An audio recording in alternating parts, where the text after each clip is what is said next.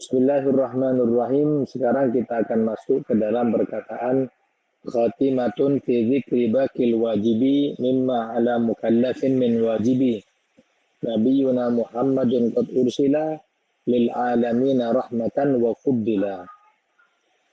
Sekarang kita akan membahas tentang bagaimana hal-hal yang berkaitan dengan Rasulullah Shallallahu Alaihi Wasallam, di mana beliau dilahirkan, di mana wafatnya, kapan beliau diangkat menjadi nabi, berapa umur beliau, siapa saja anak-anaknya, istrinya, paman-paman dan bibinya, kemudian nasab beliau yang mulia, serta kejadian Isra wal Mi'raj Nabi Muhammad Shallallahu Alaihi Wasallam. Yang mana semuanya ini adalah pengetahuan ma'lumun minad din bid-darurah. Pengetahuan mendasar yang wajib diketahui kepada setiap orang muslim. Apabila seorang muslim tadi itu tidak mengetahuinya, maka berdosa. Ya, di dalam syariat itu ada namanya ma'lumun minad din bid-darurah. Hal-hal yang mendasar pengetahuan terhadap agama wajib diketahui oleh setiap orang muslim dan muslimah. Dan ini yang akan kita bahas adalah ma'lumun minad din bid-darurah. Pertama, khatimatun sebagai penutup fi dzikri baqil wajibi, di dalam menyebutkan hal-hal sisa daripada kewajiban. Mimma ala mukallafin min wajibi, terhadap orang-orang mukallaf yang wajib diketahui daripada ilmu agama.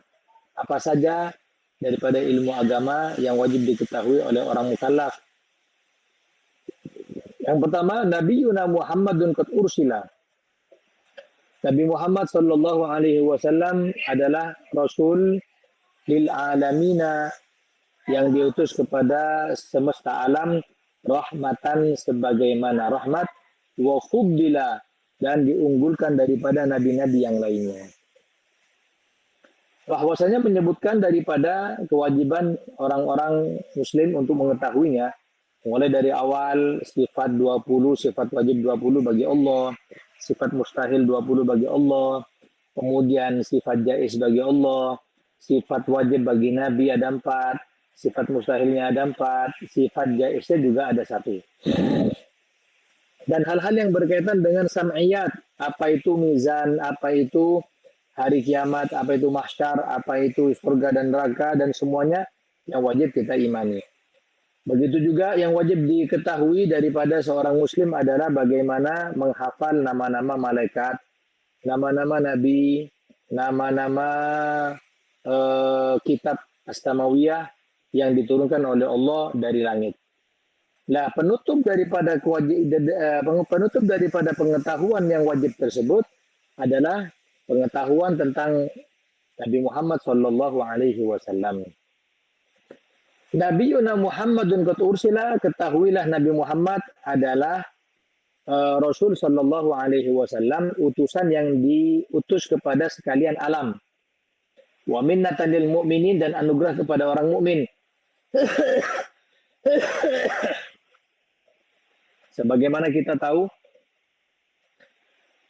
bedanya Rasul dengan Nabi apa? Kalau Nabi adalah diberi wahyu cuman untuk dirinya sendiri, adapun Rasul diberi wahyu untuk disampaikan kepada umat. Perlu juga diketahui umat-umat terdahulu itu, seperti contohnya Nabi Hud alaihissalam, diutus oleh Allah kepada kaum Ad dan Thamud. Nabi Lut diutus kepada kaum Sadum. Berarti Nabi terdahulu ketika diutus oleh Allah ke dalam satu kaum, kaum yang lain nggak dapat ajarannya.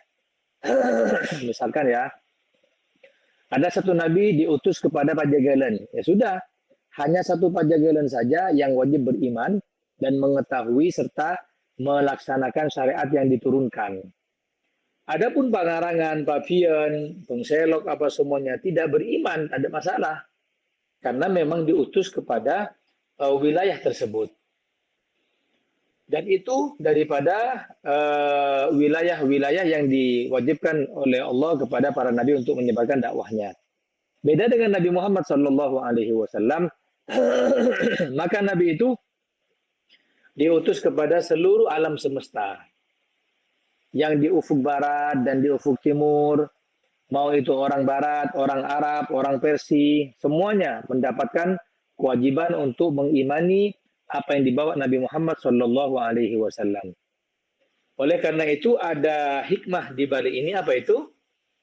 Kalaupun dari umat Nabi Muhammad mereka mengatakan saya tidak tahu hukumnya, maka tidak bisa kita kasih toleransi karena ketidaktahuan itu karena tidak adanya dia usaha untuk mencari ilmu agama. Ada orang yang perlu tahu hukum. Oh, saya perlu tahu hukum talak ini begini. Saya perlu tahu hukum taule. Bagaimana? Tidak ada toleransi. Kenapa? Karena ajarannya Nabi merata kepada seluruh alam semesta. Beda dengan ajaran Nabi yang lain. Nabi Lut kepada kaum Sadum. Selain kaum Sadum, tidak bisa. Kalau misalkan dia tidak tahu, tidak apa-apa. Karena memang diutusnya kepada kaum Sadum saja. Dan selain diutus kepada sekalian alam, Rasul Shallallahu Alaihi Wasallam juga diutus sebagai rahmatan lil alamin, pembawa kasih sayang. Kata Nabi Muhammad, Innama ana rahmatun muhdah.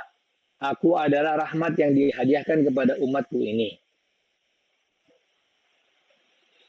Wa ma arsalnaka illa kafatan linnas. Dan kami tidak mengutus wahai Muhammad kecuali kepada seluruh manusia. Mau yang ajami ataupun yang Arabi, orang Arab ataupun orang selain Arab, semua mendapat daripada utusan Nabi Muhammad sallallahu alaihi wasallam. Dan disebutkan wa ajma'ul ummah ala annahu sallallahu alaihi wasallam afdalul khalqi bil itlaq, dan sepakat para ulama bahwasanya Nabi Muhammad adalah makhluk yang paling afdal secara mutlak.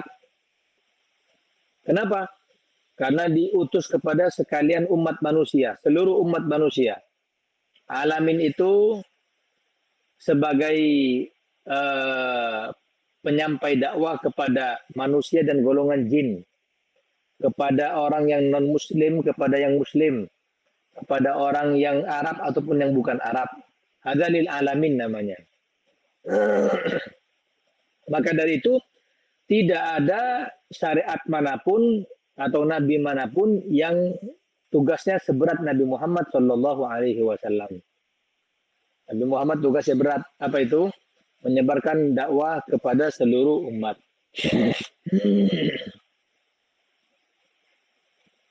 Kemudian yang kedua, Nabi Muhammad sallallahu alaihi wasallam menyebarkan atau diutus kepada umat ini untuk menyebarkan rahmat kasih sayang. Ya, kelebihan Rasulullah sallallahu alaihi wasallam untuk menebar rahmat kasih sayang. Maka tidak boleh bagi Nabi tadi itu bersikap keras atas dirinya. Kalau bersikap keras atas syariatnya boleh. Sampai dia katakan fa in kunta faddan ghalidhal qalbi lan faddu min haulik. Wahai Muhammad, kalau kau terlalu keras kepada umatmu, maka mereka akan berpaling daripadamu. Maka Nabi memiliki sifat rahmat, kasih sayang kepada seluruh alam semesta, terutama manusia yang memang bisa mengemban ajaran yang mulia ini. Yang ketiga, apa kemuliaan Nabi Muhammad SAW? Akhadhal mitsaq wal ahad 'alal anbiya bil iman. Allah sudah mengambil perjanjian. Ya, Allah sudah mengambil kepercayaan dan perjanjian kepada seluruh para nabi untuk mereka mengimani Nabi Muhammad sallallahu alaihi wasallam. Sampai disebutkan dalam Al-Qur'an, wa idza akhadallahu mitsaqan nabiyina lama ataitukum min kitabin wa hikmatin. Dan ketika Allah telah mengambil perjanjian kepada para nabi, ketika kami datangkan kepada mereka kitab dan hikmah, di situ ada penyebutan Nabi Muhammad sallallahu alaihi wasallam. Jadi mun ada orang katanya nabi-nabi terdahulu sudah diambil perjanjiannya oleh Allah untuk mengimani kepada Nabi Muhammad. Lah kan Nabi Muhammad datang terakhir, bagaimana mau mengimani? Kan begitu, seharusnya kalau mengimani itu Nabi Adam paling awal, yang datang selanjutnya wajib percaya kalau Nabi Adam ada. Lalu bagaimana kok Nabi Muhammad yang belum keluar itu harus kita imani? Misalkan ada pertanyaan seperti itu. Maka dijawab, maknanya mengimani atau Allah mengambil perjanjian kepada para nabi sebelumnya adalah kitab-kitab atau mushaf yang diturunkan, di situ ada penyebutan Nabi Muhammad. Di kitab Injil ada, di kitab Taurat ada, di kitab Zabur ada, apalagi di kitab Al-Quran, Al-Furqan yang menjadi penyempurna.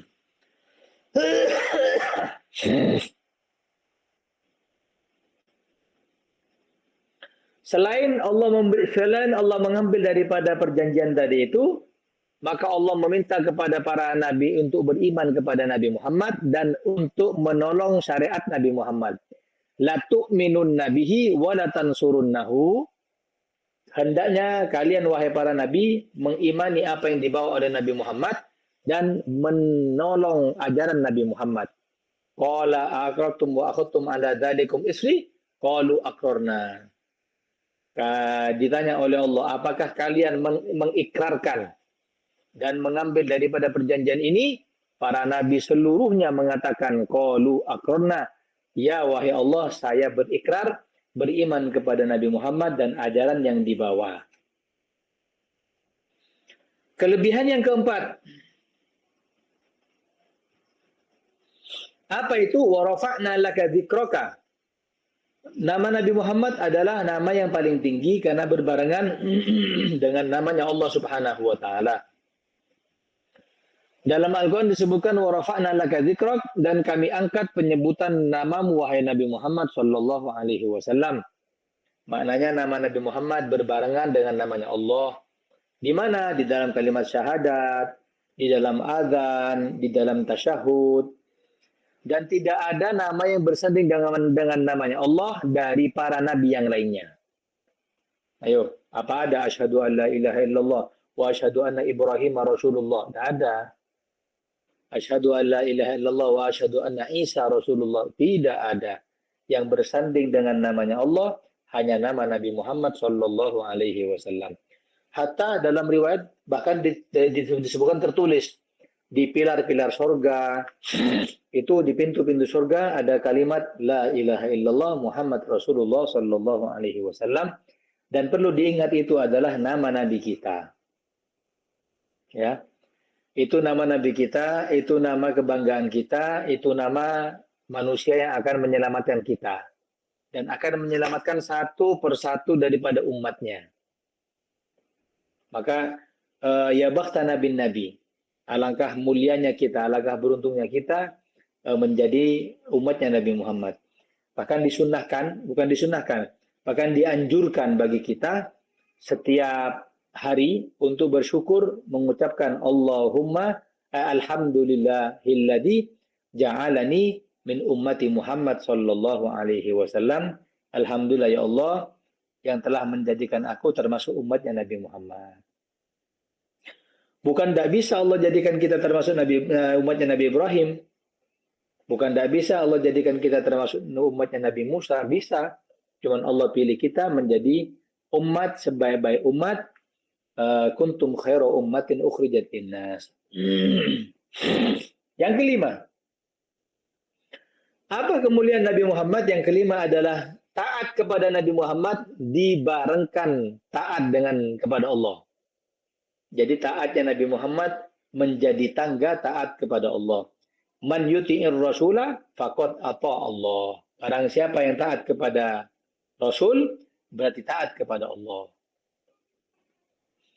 Yang keenam, ridhonya Nabi Muhammad berarti ridhonya Allah. Wallahu wa rasuluhu ahaqqu ayyurduhu. Allah dan Rasulnya lebih berhak untuk kau cari ridhonya. Berarti ridhonya Allah berada di ridhonya Nabi Muhammad. Sampai ulama mengatakan kullu babin masdudun illa baba Muhammad. Setiap pintu itu kita bertawassul kepada Allah semua tertutup kecuali satu pintu, yaitu pintunya Nabi Muhammad. Yang ketujuh, mengijabai panggilan Nabi Muhammad berarti mengijabai panggilan Allah. Ya ayyuhalladzina amanu stajibu lillahi walir rasuli. Wahai kalian orang-orang yang beriman, jawablah panggilan dari Allah dan jawablah panggilan dari Nabi Muhammad sallallahu alaihi wasallam. Yang kedelapan, apa kemuliaan Nabi Muhammad daripada nabi yang lain? Dinuhu afdalul adyan, agamanya paling afdolnya agama. Maka harus nabi pembawa agama tersebut adalah paling afdolnya nabi. Karena sekapasitas. Mon beda orang naik mobil Alphard, kau tu nasi naik, kau tu orang soki. Setara dengan apa yang dia naiki. Mon beda orang naik Alphard, tapi lalakuna cilok tak masuk akal. Kenapa? Tidak serasi. Agama sebaik-baik agama, nabinya tidak termasuk yang paling baik. Jadi tidak masuk rumusnya. Karena agamanya paling afdolnya agama, umatnya paling afdolnya umat, yang di situ varian, ada maksiat-maksiat pula umat-umat terdahulu, maka diturunkan nabi yang paling baik, setara dengan mereka. Ya, pada komandan itu kalau sudah mau berangkatkan peleton pasukan, berapa pasukannya? 2.000. Oh, kasih komandan ini ngatasi. 5.000, Pak. 5.000 kasih yang satunya aja. Kalau itu ngatasi. Kalau yang komandan ini tidak bisa. Ini skala 2.000. Sama. Nabi itu bagaimana problematika umat yang komplit. Apa sih maksiat umat yang belum pernah dilakukan oleh umatnya Nabi? Homoseksual, minum-minuman keras, apalagi menyembah berhala, mensucikan hari Sabtu, sebagaimana orang-orang Bani Israel dulu. Sampai Allah katakan, kunu kirodatan khosiin, jadilah kalian kera-kera yang hina. Apakah pernah dilakukan oleh umatnya Nabi? Ya dilakukan, bukan cuman jadi kera, jadi apapun. Apalagi riba dilakukan, perzinahan dilakukan, minum-minuman keras dilakukan. Dengan problematika yang komplit seperti itu, maka diturunkan satu nabi yang bisa mengatasi problem seperti itu semuanya. Siapa? Tidak lain Nabi kita Muhammad sallallahu alaihi wasallam. Maka dari itu kemaksiatan yang ada dalam umat ini sudah ada solusinya dari Nabi Muhammad. Ayo, nyare problematika saya tak ada solusinya. Dalam Islam ini semua ada solusinya. Pada orang katanya ada Ustaz yang tidak ada solusinya. Apa itu? Ada orang pinjam uang di bank dan sudah tercebur dengan urusan riba. Ya, dia bingung. Di satu sisi harus menafkahi istri dan anak, di satu sisi haram. Bagaimana Islam menanggapi seperti ini? Islam menanggapi ente salah. Ini bukan cari solusi. Kalau cari solusi ini benar, ini benar. Mana yang didahulukan itu solusi. Kalau ini benar, ini salah. Yang salah ditinggalkan, yang benar dilakukan. Terus bagaimana? Tinggalkan riba, kau akan mendapati jalan dari Tuhanmu berlipat ganda gaji yang akan kau terima. Tak bisa kita menghukumi diri sendiri, ya sudah. Mau ada kentena, tidak apa-apa dulu, bertahan di situ. Nah, ini pangeran apa? Hah? Kan ya, kadang isi Al-Quran yang sudah baku, yang merubah itu kita, tapi menisbatkannya kepada ulama. Contoh. Mungkin ada sebagian kita itu punya anak sudah balik tapi tidak kerudungan. Sora kodung saya rentuana. Tak kodung, ping. Allah cek paksa, cetaan norwa, kita raja. Lah kan pelik. Iya, tapi kan belum besar, apalagi belum menikah. Sedangkan ayat Al-Quran itu sudah jelas. Ayyudnina min jalabibihinna, untuk menutup hijab sampai ke dada mereka. Siapa yang merubah Al-Quran itu? Ya kita sendiri. Kita sendiri tanpa kita sadari. Terus banyak ya, banyak sekali. Seperti mahromiyah, masalah mahrom. Kadang dalam Al-Quran sudah dikatakan ini boleh, ini tidak boleh. Mahram itu ada 3. Mahram nasab, pernikahan, sama persusuan. Lah datang orang. Assalamualaikum toleh. Syah, tak apa-apa. Kamu melembut sudah salaman, tidak ada nafsu. Siapa yang merubah Al-Quran? Ya kita, tanpa kita sadari. Dan nanti ketika sudah berdosa, umat Nabi Muhammad yang kotor dan tercemar nama nabinya. Iya kan? Kita maksiat, naudzubillah ya. Terus yang jadi tercemar itu namanya siapa? Namanya kita. Tidak ada. Ujung-ujungnya namanya Islam. Ujung-ujungnya nama pembawa Islam. Siapa? Rasul Shallallahu Alaihi Wasallam. Makanya, bayyidu wajha nabiikum, kata Habib Umar, putihkan wajah Nabi kalian dengan kalian meninggalkan maksiat. Jangan kalian kotori.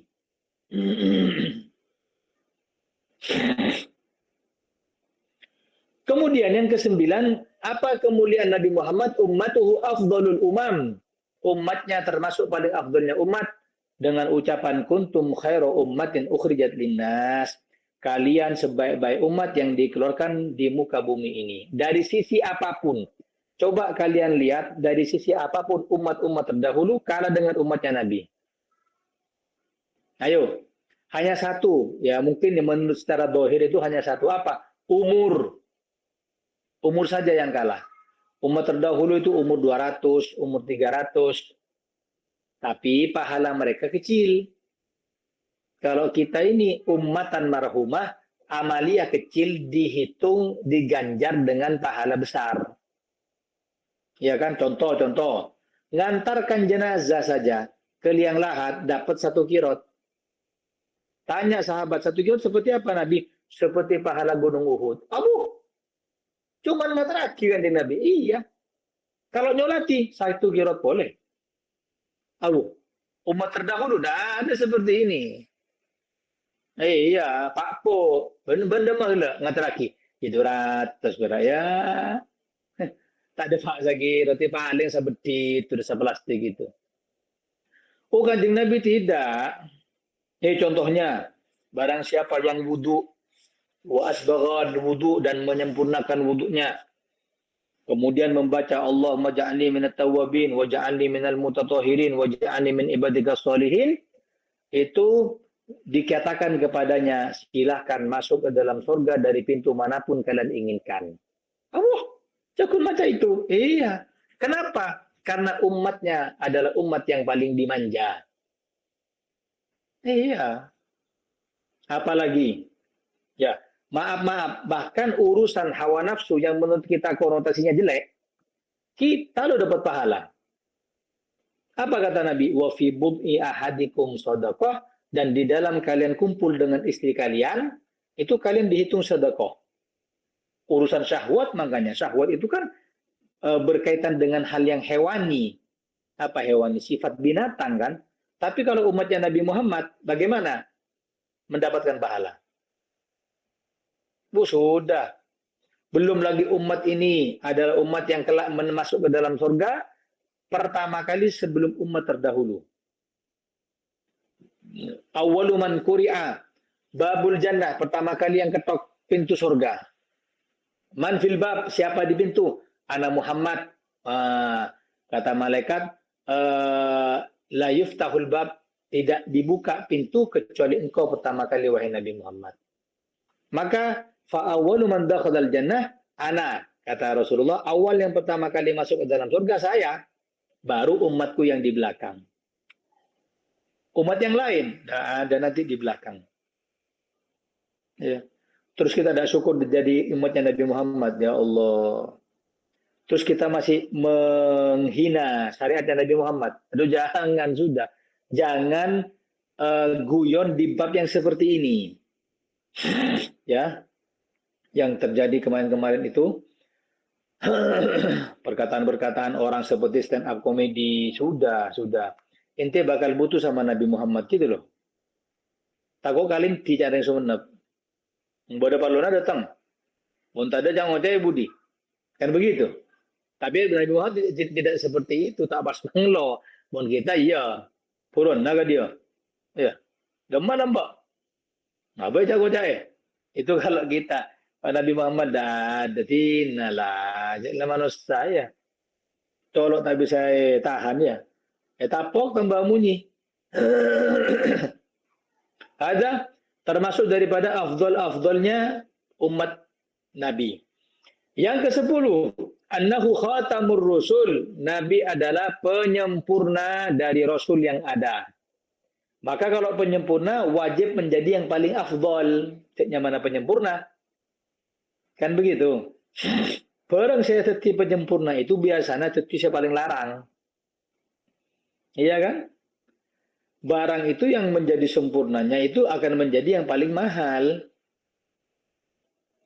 Yang ke-11, Nabi adalah orang yang pertama kali memberi syafaat, menerima syafaat dari Allah dan memberi syafaat kepada umatnya. Nabi orang pertama.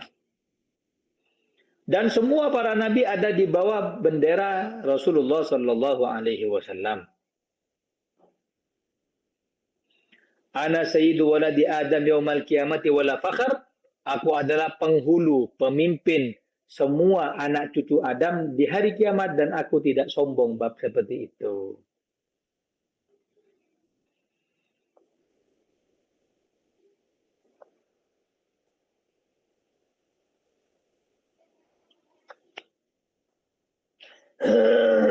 Yang ke-12 terakhir, apa kelebihan Nabi Muhammad? Nabi Muhammad kelebihannya adalah qaidul mursalina wala fakhr.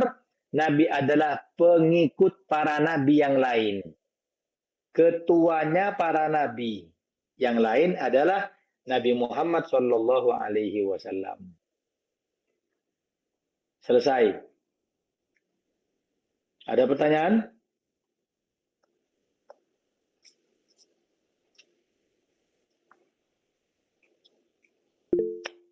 Ya. Pertanyaan di luar materi. Jadi sempat penasaran bagaimana hukumnya jika ada seseorang menikah dengan janda yang sudah mempunyai anak. Itu kan menjadi anak tiri. Nah, apakah suami itu batal wudhu sama anak tiri? Baik. Pertama, yang kedua, anak sama anak. Anak dari pihak suami dan pihak istri. Apakah batal wudhunya? Apakah mahram? Mahram. Ya. Mahram terbagi menjadi 3. Ada mahram nasab, ada mahram sepersusuan, ada mahram musaharah yang dikenal dengan pernikahan. Ada 4. Pertama, ibu mertua. Ibu mertua. Kalau sudah ibu mertua, kita tidak batal wudhu selamanya meskipun kita sudah cerai dengan istri kita. Iki mare misalkan bodo buyar, sapa fulan, terus assalamualaikum tahu lela, kanlah firok maksud tangan. Oh tidak bisa. Tetap kamu adalah ibu saya sampai hari kiamat. Ibu mertua. Yang kedua, menantu perempuan. Ya, ketika akad nikah belum kumpul, ketika akad nikah dengan anak kita, qabiltu tazwijaha wa nikahaha bil mahril madhkur, maka perempuan yang dinikahi anak kita, mantu kita, itu adalah mahram kita selamanya.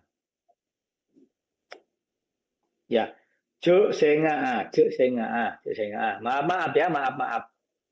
Cek senga, mahram itu, menantu itu tidak tak sungkan, tidak apa-apa tidur sama kita. Pada anak tibi, kita terlihat atau anak menantu terlihat auratnya, tidak apa-apa karena sudah menjadi mahram dan itu tidak boleh dinikahi.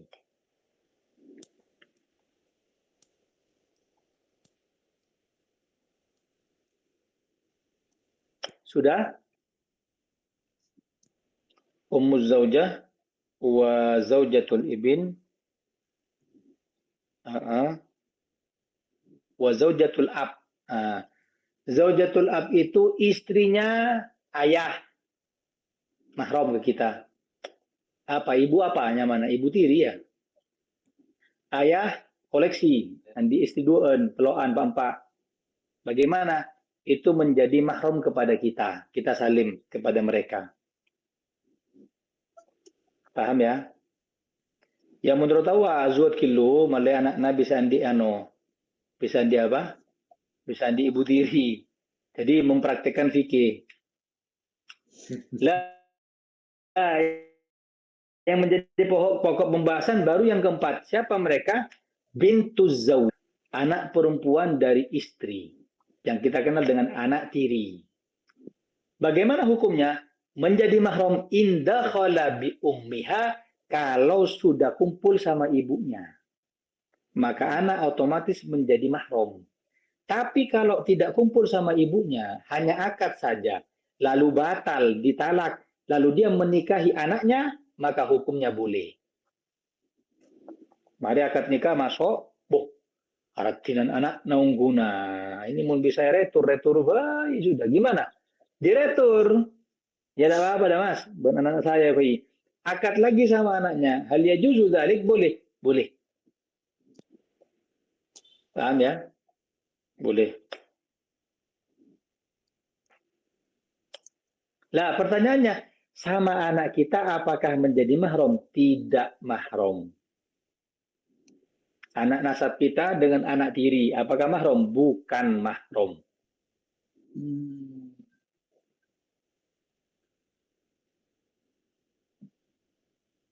Soal? Masih penasaran Bang. Jadi anak kita sama anak tiri bisa bisa dinikahkan gitu. Bisa, tidak boleh ketemu, tidak boleh selaman. Terus yang kedua, setelah kita firok dengan istri yang kedua, anak tiri tadi itu sudah lepas dan menjadi mahram. Apa tetap mahram? Tetap menjadi mahram selamanya. Selamanya. Mahram sementara adalah saudari istri. Mahram sementara itu taretan bebinina bini. Misal ada fulan nikah sama perempuan, kemudian cerai, terus nikah lagi sama adiknya perempuan tadi itu, perempuan istri kita. Gimana? Boleh. Tapi kalau masih dalam status istrinya, tidak boleh. Jadi mahramnya sementara itu saja.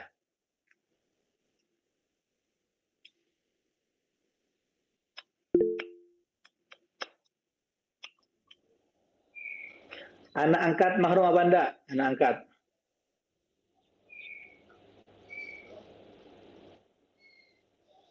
Hah? Tak mahram. Anak angkat bukan mahram. Anak angkat itu anak asuh. Bukan anaknya. Ayo Fadol, silakan siapa Wafa, Fadol. Nanti kalau itu kan anak tiri, yang jadi walinya itu bapak tirinya bisa. Yang tidak bisa. Yang jadi walinya siapa? Pertama cari ayahnya dulu. Ya. Ayahnya ada apa enggak? Kalau ayahnya tidak ada, jadi ada dua gambaran. Gambaran pertama, wali bisa berpindah langsung ke hakim. Yang kedua, wali bisa berpindah kepada selanjutnya. Ayah tidak ada, ganti kakek. Kakek tidak ada, ganti anak saudara sekandung. Sekandung tidak ada, saudara seayah. Saudara seayah tidak ada, paman. Paman tidak ada, paman sekandung. Paman tidak ada, paman seayah. Paman saya tidak ada, baru sepupu dari laki-laki, sepupu dari ayah. Taretan apa? Sapopo dari ayah. Yang sekandung tidak ada, baru sepupu seayah yang sepupu yang seayah. Tidak ada, baru ke hakim. Tergantung dari ketidakadaan wali. Dema abana, abahnya kafir, langsung ke hakim. Akad nikahnya. Mana abahnya? Abahnya tadi itu adl, atau adl. Adl itu melakukan penipuan. Ya, saya akan hadir akad nikah anak saya. Pas ditunggu-tunggu tidak hadir. Gimana? Langsung hakim yang menikahkan. Paham? Ayahnya gila. Ya. Ayahnya gila. Bagaimana? Pindah kepada selanjutnya. Paham? Ada nanti di bab pernikahan itu ada dua gambaran kapan wali itu berpindah kepada yang jauh selanjutnya, atau yang berpindah langsung kepada wali hakim atau penghulu. Nah, sekarang kita akan bahas siapa wali hakim tersebut. Apakah penghulu-penghulu yang ada di sekitaran kita itu adalah wali hakim? Ternyata bukan. Wali hakim yang dianggap di dalam Indonesia ini, negara kita Indonesia, adalah kepala KUA. Kepalanya saja. Atau orang yang diutus oleh kepala tersebut, yang menjadi badalnya. Jadi misalkan ada seseorang yang ayahnya tidak mau menikahkan, walinya adalah hakim, terus minta tolong kepada pangolo, penghulu. Tapi bukan kepala KUA. Bagaimana hukumnya? Tidak sah. Beda kalau ditaukil, beda. Padahal contohnya Helmi pangolo. Tapi bukan kepala KUA. Ada orang mau nikah, walinya wali hakim. Minta tolong sama Helmi sebagai petugas KUA. Dia menikahkan, bagaimana hukumnya? Tidak sah. Karena Helmi bukan wali hakim. Kalau ketua KUA itu yang wali hakim. Paham? Beda kalau Helmi diakad tidak pakai identitas. Ayo Hel, nikahkan anak ini karena kamu adalah taukilnya dari abahnya. Tahu taukil ya? Diwakilkan perwalian tersebut kepada Helmi. Helmi identitas sebagai penghulu dicopot duluan sementara. Saya manusia biasa. Bagaimana? Baru sah. Beda-bedanya tipis, paham ya? Jadi, tidak bisa tiba-tiba kita mau, udah sah. Tentu dulu tanyai bagaimana duduk permasalahannya. Soal? Yang lain? Ya, Mas Joni. Terkait dengan yang tadi, yang mertua. Tadi mertua terkait dengan wudhu atau kebatalan itu selamanya, walaupun sudah cerai sekalipun. Jadi mertua apakah setara Habib dengan orang tua kandung terkait dengan seorang suami terutama mengemban kewajibannya. Contoh memberikan sesuatu harus bersikap adil. Apakah demikian? Harus sama. Terus yang kedua terkait yang persoalan yang minggu kemarin, saya mohon maaf sebelumnya nggak bisa hadir karena di luar kota, Habib. Terkait dengan seseorang yang terakhir melewati siroh. Yang jadi pertanyaan saya, dosa seperti apa sampai masuk terakhir ke surga itu? Itu aja. Ya. Yang pertama, apakah sama kedudukan mertua dengan orang tua di dalam bab nafkah? Jawabannya tidak sama. Dahulukan orang tua nasab dahulu. Karena kau wajib memberikan nafkah kepada orang tua nasab setelah istrimu. Ya. Kalau punya uang, kewajiban seorang laki-laki memberikan nafkah pertama kepada istri dan anak. Ada kelebihan baru kepada orang tuanya. Paham? Orang tua siapa? Orang tua nasab. Ada kelebihan baru kepada mertua. Ada kelebihan baru kepada saudara-saudaranya. Dan itu tidak wajib. Tidak wajib kepada saudara, tidak wajib kepada mertua. Makanya istri harus dibilangi, engkau tak wajib. Loh, terus apa? Abanganku nafkah siapa? Tak tahu. Oh iya. Suruh anak nada emak nah. Kan iya, mungkin fikah kita. Tapi emang begitu. Banyak problematika yang terjadi gara-gara tidak samanya suami memberi nafkah kepada orang tua dan orang tuanya istri. Saya bilang tidak wajib, Mas. Kalau mau wajib itu yang nafkah kepada orang tua kandung. Ya. Terus yang pertama, yang kedua, apa namanya? Oh iya, saya lebarkan permasalahan. Misalkan ada cekcok di dalam rumah tangga, mertua ikut-ikut, dan istri milih suami daripada mertua. Mertua marah, apus to melaknat. Saya nggak benar ya, tengok tuti kata dekion. Misalkan, apakah berlaku seperti itu? Tidak berlaku. Kenapa? Karena ridhonya istri, sorganya istri berada di ridho suami. Paham ya? Kadang-kadang awas tuh ya, sorga berada di bawah telapak kaki ibu. Kalau tidak ngikut daripada ibu, awas kamu. Sebentar, anaknya sekarang di mana? Kalau jomblo bisa jadi. Tapi kalau dia sudah bersuami, sorganya ada di bawah telapak kaki suami. Ya. Kemudian yang kedua, siapa orang yang apa dosa orang yang terakhir masuk ke dalam neraka, jadi ke dalam surga, keluar terakhir dari neraka. Kalau hadisnya mengatakan orang yang terakhir keluar dari neraka yuqalu lahu Juhainah. Nyamana Juhainah. Saya lihatkan anunya dulu. Hadisnya.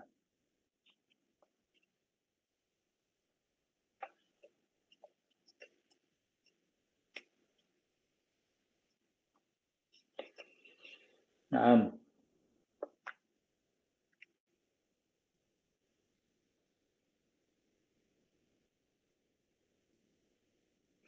inilah alamu akhir ahli nari khurujan minha wa akhir ahli jannati dukhul al jannah. Aku betul-betul mengetahui orang yang terakhir keluar dari neraka dan orang terakhir masuk ke dalam surga. Rajulun yakhruju minan nar habwan, seseorang yang keluar dari neraka habwan, arangka. Fayaqulullah tabarak wa ta'ala, maka Allah mengatakan idhab fadkhulil jannah. Masuk, pergi, masuklah ke dalam surgaku. Fayatiha fayukhayyalu ilaihi annaha mala'ah. Maka dia berkhoyal, melihat, aduh, surganya sudah penuh. Wah, ada lah ya, ada tempat Fayarji'u, boleh kan neraka boleh. Fayaqulu, ya Rabb wajadtuha mal'an. Ya Allah, surganya sudah penuh. Fayaqulu ta'ala, idhab fadkhulil jannah. Pergi, masuk ke dalam surga. Kedua kali seperti itu. Melihat seperti itu. Terakhir, Allah katakan, idhab fadkhulil jannah, fa inna laka mislad dunya wa asyadu amthaliha. Maka bagimu surga seperti dunia dan 10 kali lipatnya. Fayaqulu, orang ini mengatakan atas kharubi wa antal malik, ya Allah, ongkuan ini. Gitu. Apakah kau berguyon? Silekeken, yang maksud silecek paling. Ya. Bagaimana? Sedangkan engkau ini adalah Rabbul Alamin, Tuhan semesta. Qala laqad ra'aitu Rasulullah sallallahu alaihi wasallam dhahika, maka Allah tidak ada yang bohong bagi Allah. Innallaha la yukhliful mi'ad. Dan Rasulullah tertawa ketika bercerita seperti ini.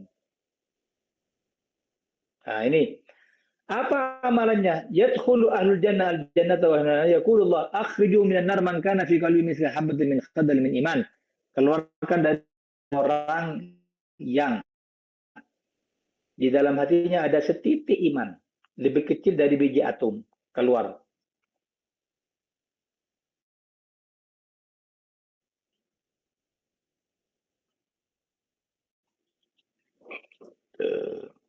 Saya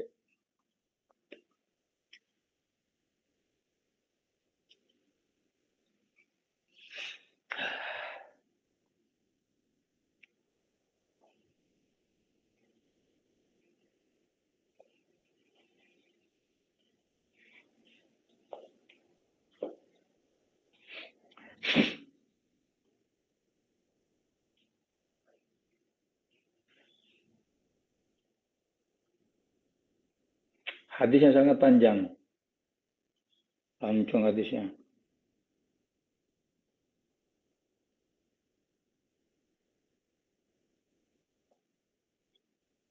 Ada yang mengatakan adalah Juhainah. Juhainah itu ada yang mengatakan nama orang, ada yang mengatakan itu kabilah. Sahabat ada dari kabilah Juhainah. Siapa gitu Al-Juhani. Al-Juhani itu dari Juhainah. Kata Sayyidina Umar, ya laitani min Juhainah. Saya ngaku itu Juhainah. Cukup saya lah ya. Apa? Dapat kepastian masuk ke dalam surga meskipun terakhir. Kita ini kan ada kepastian. Yang tema pasti. Seakan-akan masuk paling ada kan gitu. Sayyidina Umar sudah mengatakan seperti itu. Ya laitani min Juhainah. Ya Allah, tegak hati Juhainah tak apa-apa lah, tegak terakhir.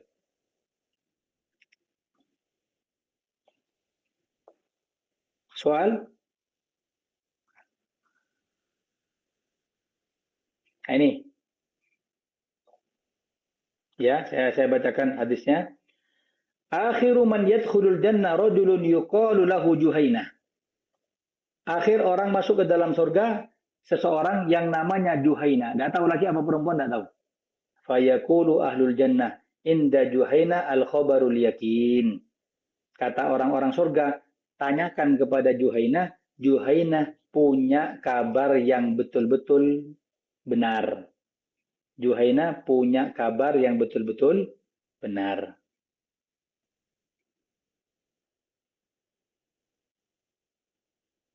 Faham maksudnya? Mun atanya apakah ada orang lagi di neraka? Atanya ke Juhainah karena punya berita yang betul-betul valid. Karena Juhainah ada boleh bulan terakhir nih kawan. Saya ngancing labang nggak boleh. Ada boleh nih kawan. Ada yang mengatakan Juhainah ismu qabilah. Nama satu suku. Sumya bihi rajul tapi diberi nama kepada satu orang. Yang mana pada Quraisy, tahu Quraisy. Quraisy itu kan yang mana qabilah.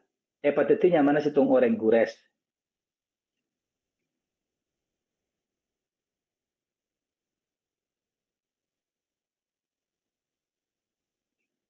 Sudah ada lagi?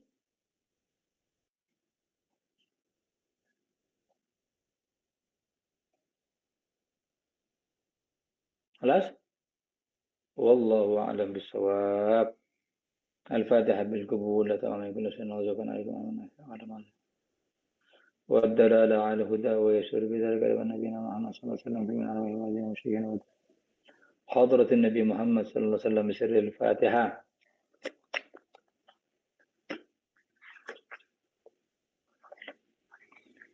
آمين. السلام عليكم ورحمة الله وبركاته.